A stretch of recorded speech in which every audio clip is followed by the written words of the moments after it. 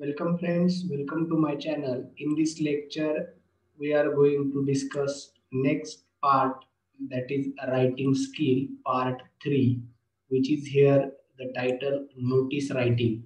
Notice writing is a type of composition, or it is an announcement, or you can say a notice written or printed information or news announcement.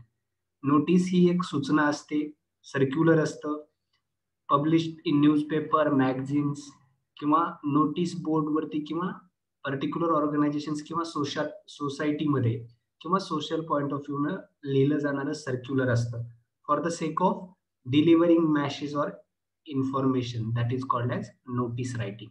आता या केसमध्ये आपण काही important tips बघणार आहोत notice writing related. ती notice writing adhere to specified limited words, म्हणजे strictly 50 word पर्यंत आपलं नोटीस रायटिंग असलं पाहिजे, नोटीस ही असली पाहिजे. नोटीसशी रिलेटेड काही महत्वाच्या गोष्टीत, कारण हा एक ऑथेंटिक पार्ट असतो, कुठली तरी ऑथॉरिटी पर्सनने लिहिलेली असते.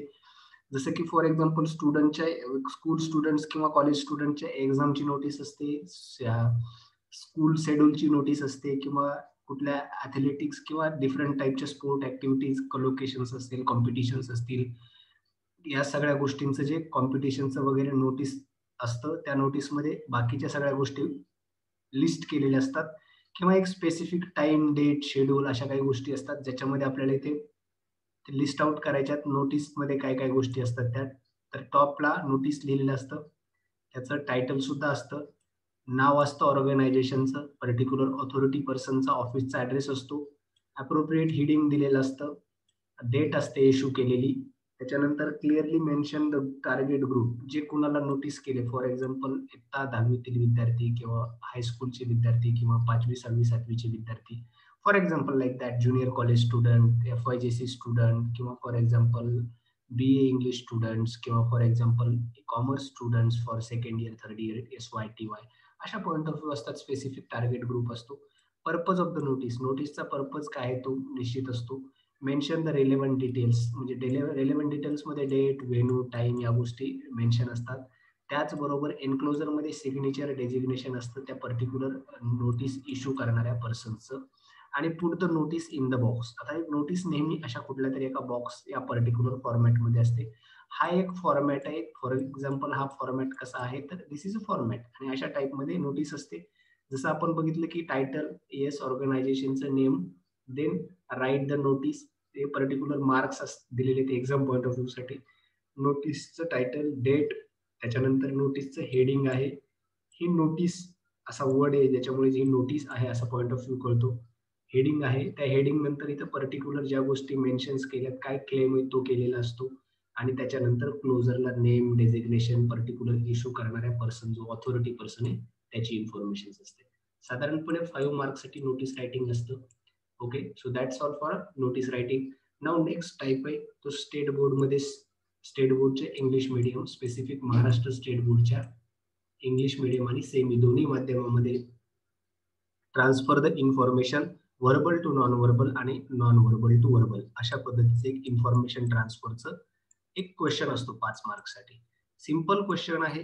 बरेच मुलं याच्यात खूप गिव्हअप करतात, खूप स्टकअप करतात. काहीही स्टकअप गिव्हअप करण्याची गरज नाही.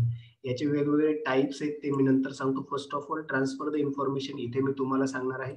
एक पॅरेग्राफ दिलेला असतो, म्हणजे कंटेंट असतो, एक इन्फॉर्मेशन असते किंवा एक पॅरेग्राफ असतो. तो पॅरेग्राफ जेव्हा रिटन वर्ड मध्ये या लाईन बाय लाईन असतो, त्यावेळेला तो व्हर्बल मध्ये असतो.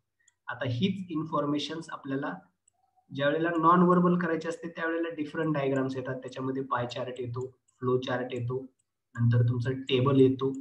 ओके, देन तुमचं pie chart, flow chart, table, आणि या अशा पद्धतीच्या 2-3 गोष्टी येतात, ज्याच्यामध्ये तुम्हाला वाईस वर्षा त्या गोष्टी, त्या particular pie chart, flow chart, flow chart, tree diagram, web chart, त्याच्यानंतर पर्टिक्युलर टेबल, अशा एक 4-5 कंटेंट मधून तुम्हाला त्या पद्धतीने ती डायग्राम क्रिएट करता येत असते.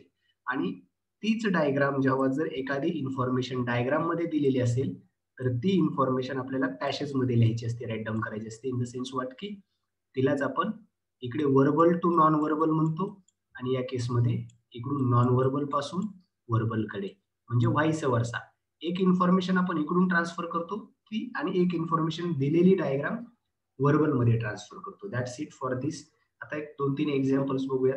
त्याच्यामध्ये ही इन्फॉर्मेशन आहे, याच्यामध्ये फ्लो चार्ट क्रिएट केलेला आहे.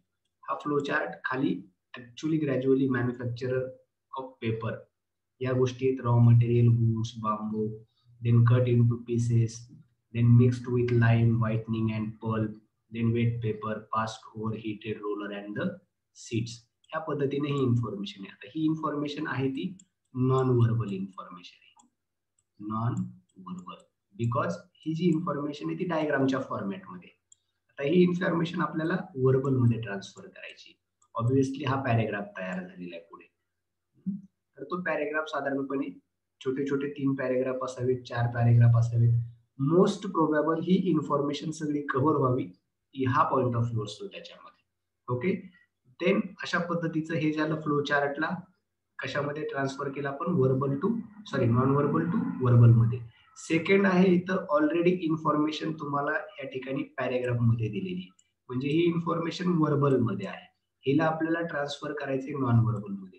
आणि ती कशामुळे केलेली, इथे वेगवेगळे सेगमेंट्स आहेत, वेगवेगळे स्टेट्स आहेत, आणि त्या वेगवेगळ्या स्टेटची ऑफिशियल लँग्वेज आहे, आणि त्या स्टेट्स मध्ये असणारे डिफरंट डायलेक्ट्स आहेत. जसं महाराष्ट्रामध्ये मराठी ही ऑफिशियल लँग्वेज आहे, बट वराडी, कोकणी, मालवणी, अहिराणी ह्या पर्टिक्युलर डायलेक्ट्स म्हणजे त्या स्थानिक कुठल्या तरी लँग्वेजेस बद्दल बोललं गेलेले. देन कर्नाटकची त्यांची लँग्वेज दिलेली आहे. हे झालं, ही इन्फॉर्मेशन आपण कशामध्ये इन्फॉर्म केलेली आहे, ट्रान्सफर केलेली नॉन व्हर्बल मध्ये, ही आपण टेबल मध्ये कन्फर्म केलेली किंवा ट्रान्सफर केलेली. म्हणजे काय झालं, verbal to non verbal.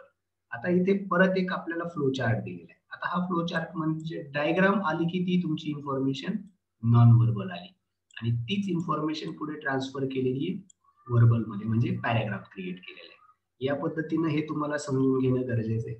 Then इथे परत पॅराग्राफ दिलाय आपल्याला. डेफिनेट आता ही इन्फॉर्मेशन व्हर्बल मध्ये आहे, मग ती इन्फॉर्मेशन आपल्याला नॉन व्हर्बल मध्ये करायची. ऑब्व्हियसली मग ही तुमची डायग्राम तयार झाली. परत फ्लो चार्ट झाला, ही पर्टिक्युलर काय डायग्राम आहे, ट्री डायग्राम काढलेली आहे. का तर तशा पद्धतीचे सेगमेंट्स आहेत. रिझन फॉर रीडिंग, रीडिंगची कारण दिलेली. रीडिंग फॉर प्लेजर, आनंदासाठी वाचन करतो. मग त्याच्या आनंदामध्ये काय काय होतं, टाइमपास होतं, इन्फॉर्मेशन आणि नॉलेज मिळतं, लर्निंग मिळतं, एन्जॉयमेंट मिळते, and that is all the different types of reading. आता हे तुमचं परत नॉन व्हर्बल आलं, इथे ही डायग्राम आलेली. ऑब्व्हियसली आता ही इन्फॉर्मेशन नॉन व्हर्बल मध्ये आपल्याला ती व्हर्बल मध्ये ट्रान्सफर करायची, आणि त्याच्यासाठी हा आपल्या समोर पॅरेग्राफ आलेला आहे. ओके, परत हा पॅरेग्राफ आला, याच्यानंतर नेक्स्ट क्वेश्चन आहे. इथे परत तुमची इन्फॉर्मेशन आलेली आहे. ती इन्फॉर्मेशन आपल्याला डोंट्स आणि डूज अँड डोंट्स, करा हे करा ते करू नका, या पॉइंट ऑफ व्ह्यू मध्ये असल्यामुळे त्यांनी परत ही टेबल मध्ये दिलेली. अशा पद्धतीने डायग्राम काय दिलेली, आणि इन्फॉर्मेशनचा पॅसेज काय आहे, आणि त्या पॅसेज मधले कंटेंट्स कसे. कधी कधी 3-4 गोष्टी दिलेल्या असतात, तर त्या केसमध्ये आपण त्याला टेबल ड्रॉ करू शकतो, किंवा एक पर्टिक्युलर मॅन्युफॅक्चरिंग प्लांट आहे, किंवा एक पर्टिक्युलर ऍटमॉस्फिअर वगैरे आहे, आणि त्या ऍटमॉस्फिअरचं डिस्ट्रीब्युशन दिले, तर त्या ठिकाणी पाय चार्ट आपण क्रिएट करू शकतो. फॉर एक्झाम्पल फॅमिली किंवा एखाद्या पर्टिक्युलर गोष्टीचं generation, first, second, third, fourth अशी जनरेशन दिलेली असतात, त्यावेळेला आपण फ्लो चार्ट, फॉर एक्झाम्पल त्याला आपण ट्री डायग्राम म्हणतो, ते आपण ड्रॉ करतो.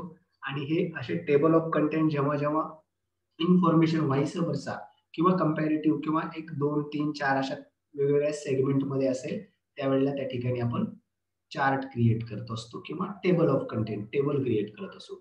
या पद्धतीने व्हर्बल टू नॉन व्हर्बल आणि नॉन व्हर्बल टू व्हर्बल असं व्हाईस वर्सा आपण ट्रान्सफर द इन्फॉर्मेशन करतो. सो नेक्स्ट आहे आर्टिकल रायटिंग. आता हे आर्टिकल रायटिंग जे आहे तो एक विशिष्ट प्रकार आहे लिटरेचर मधला. That means article writing format, suppose you have some opinion regarding a topic. हे एक ओपिनियन असतं कुठल्या तरी एखाद्या विषयावरती, बट हे ओपिनियन केव्हा असतं, पर्टिक्युलर खूप सगळा अभ्यास, रिसर्च, स्टडी झाल्यानंतरचं. Okay, writer write their problem and suggestion in some newspaper, magazines and journals, or in their blogs. Article हा एक असा प्रकार आहे की एखाद्या विशिष्ट गोष्टीवरती असणारं खूप सगळं नॉलेज, त्याचा अक्रॉस द स्टडी केलेला आहे, आणि ती गोष्ट आपण आपल्या स्वतःचं ओपिनियन म्हणून राईट करत असतो. रायटर ती ओपिनियन राईट करत असतात, स्कॉलर लोक ती ओपिनियन त्यांचं राईट करत असतात. And article is a piece of writing written for a large audience. आणि हे लिहिण्यापाठीमागचा एक हा उद्देश असतो की ही सगळ्या खूप सगळ्या ऑडियन्सना त्याचा रीड करता यावं. कुठली तरी एखादी गोष्ट, एखादी टर्मोइल, एखादी घटना हॅपन होऊन गेलेली असते आणि तिच्या पश्चात एखाद्या स्कॉलरनी केलेलं संशोधन आणि त्या संशोधनाच्या पश्चात आलेले रेमिडियल ऍक्शन्स किंवा कन्क्लुजन्स याच्यामध्ये म्हणजे आर्टिकल्समध्ये पब्लिश केलेले असतात. आयदर जर्नल, न्यूजपेपर आणि मॅगझिन किंवा जर्नलमध्ये हे न्यूजपेपरमध्ये आर्टिकल पब्लिश केलं जातं. आता आर्टिकल रायटिंगचं एक स्पेसिफिक फॉर्मॅट आहे. त्याच्यामध्ये हेडिंग आहे, बायलाईन आहे, त्याची बॉडी, त्या बॉडीमध्ये 2-3 पॅरेग्राफ, साधारणपणे 3 पॅरेग्राफ आपल्याला मस्ट आहे. And that is all about for article writing. नंतर आहे आर्टिकल रायटिंगच्या नंतरचा पुढचा पार्ट आहे तो बायोग्राफिकल स्केच. सगळ्यात महत्वाचा पार्ट आहे बायोग्राफिकल स्केच. म्हणजे आपण त्याला काय म्हणतो, बायोग्राफी. एखाद्या पर्सनचं एक्स्ट्रा ऑर्डिनरी वर्क आहे आणि त्याच्याबद्दल बायोग्राफी लिहिलेली, कारण त्याच्या वर्कमध्ये नेमकं कुठल्या गोष्टी पाहिजेत किंवा बायोग्राफी कोणाकोणाची होऊ शकते. The main point that need to be incorporate while writing a biographical sketch. त्या व्यक्तीचं full name, date of birth, then age, place of birth, या गोष्टी महत्वाच्या आहेत. मेजर पर्सनॅलिटी ट्रेट्स, त्याच्या पर्सनॅलिटीशी रिलेटेड असणारी खूप सगळी तत्व जास्तीत जास्त मेजर महत्वाची. Educational details highlighting any major achievements और अवॉर्ड्स, काही अवॉर्ड्स हायलाइटिंग केलेला असतो किंवा पर्टिक्युलर कॉन्ट्रीब्युशन काय आहे. Then his or her contribution to society, समाजासाठी काय कॉन्ट्रीब्युट केलं, कारण तोच पॉइंट ऑफ व्ह्यू असतो बायोग्राफी राईट डाऊन करण्याचा. ऑटोबायोग्राफी आपण स्वतः लिहितो, बायोग्राफी ह्या इतरांनी इतरांसाठी लिहिलेल्या असतात. एक्स पर्सन वाय पर्सन साठी किंवा ए पर्सन बी पर्सन साठी बायोग्राफिकल स्केच राईट डाऊन करत असतो. एनी सोशल इंटरेस्ट, कुठलाही एक सोशल इंटरेस्ट असतो तो शो करण्याचा असतो. त्याच्या पाठीमागं मोरॅलिटी बऱ्याचशा गोष्टी फाइंड आउट होत असतात. Why he she is famous or known for, असं एक पर्टिक्युलर क्वेश्चन रेज झालेला असतो आणि त्या पॉइंट ऑफ व्ह्यूने बायोग्राफिकल स्केच राईट डाऊन केलं जातं. आपल्याकडे अशा बऱ्याच बायोग्राफीज आहेत. Let me tell you very that means रिनो नाव डेज, आत्ताच्या दिवसांमध्ये असणारी बायोग्राफी आपण सगळेजण परिचित असते. शरद पवारांना परिचित आहे. आदरणीय पवार साहेबांची जी एक बायोग्राफी आहे, तो माझा सांगाती, खूप अशी एकदम अतिशय उत्तम बायोग्राफी आहे ती. ओके, ते बायोग्राफिकल स्केच आहे. So that I must share with you. हा एक एक्सपिरियन्स आहे. या पद्धतीने आपण रायटिंग स्किलशी रिलेटेड असलेले सगळे सेगमेंट्स फिनिश केलेले आहेत. So friends, do subscribe my channel and keep watching with us. We are having n number of lectures.